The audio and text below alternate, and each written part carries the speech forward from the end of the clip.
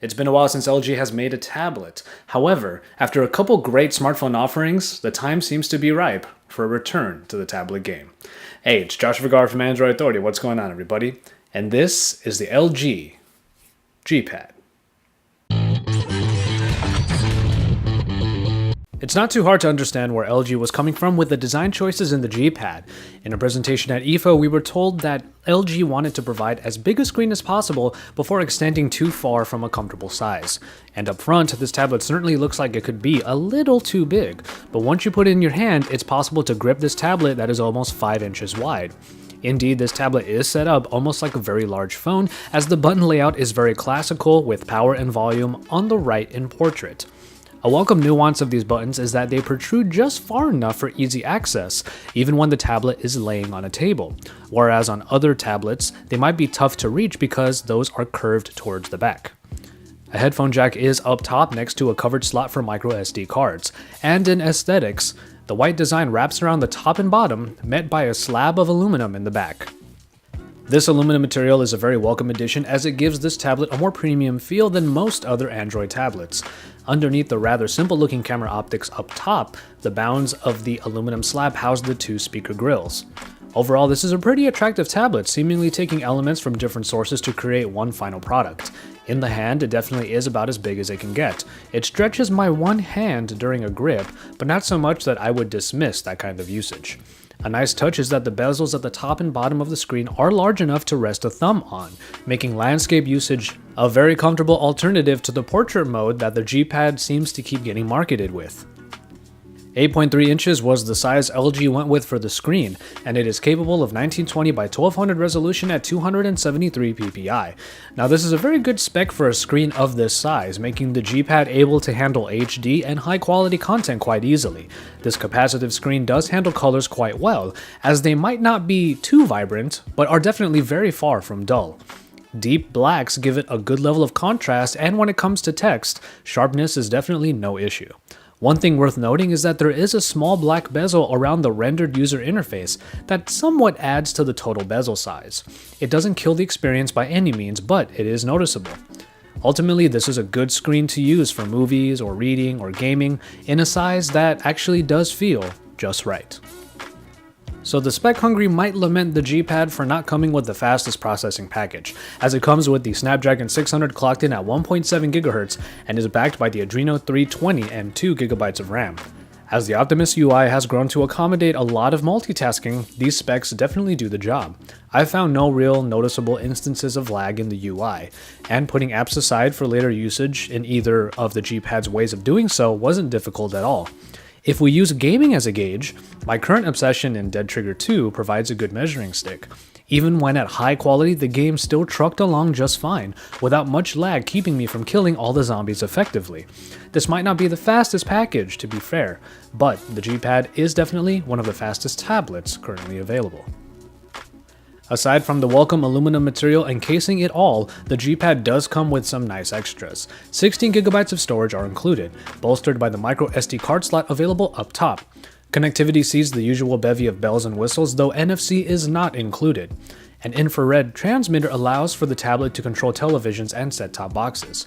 And for those of you who want to use this tablet on your carrier network, an LTE version of this tablet has popped up, but currently it is only available in Europe.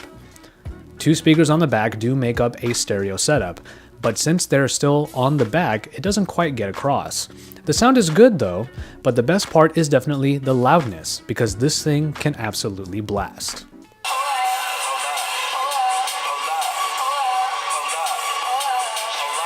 As far as the battery goes, you get a 4600 mAh unit within the G-Pad, which is supposed to provide up to 9 hours of usage. But in my testing, a typical task of watching Netflix for 2 hours took the battery from 85% all the way down to 50%. So in reality, heavy usage might end up getting you around 7 hours, which is still respectable, but definitely is not exceptional. On paper, it's already tough to get excited about this tablet's camera. It doesn't come with a flash unit and is a 5 megapixel shooter. The camera app is very similar to the G2, though it doesn't come with intelligent auto. A few extra modes are available, but ultimately it comes down to the picture quality, and it's not great. Colors don't have any real punch, and sharpness is pretty low, routinely replaced by a level of grain even in well-lit situations. Honestly, it's just hard to recommend this camera for anything substantial unless it really was the last one available. And finally, in software, the G-Pad stands to benefit from the evolution of the Optimus UI since the original Optimus G all the way to the current G2. And in that regard, the tablet gets all of the different Q functions listed pretty squarely in the notification dropdown. You get a lot here. Q Slide is the classic function that gives you a good selection of small overlay apps for quick multitasking.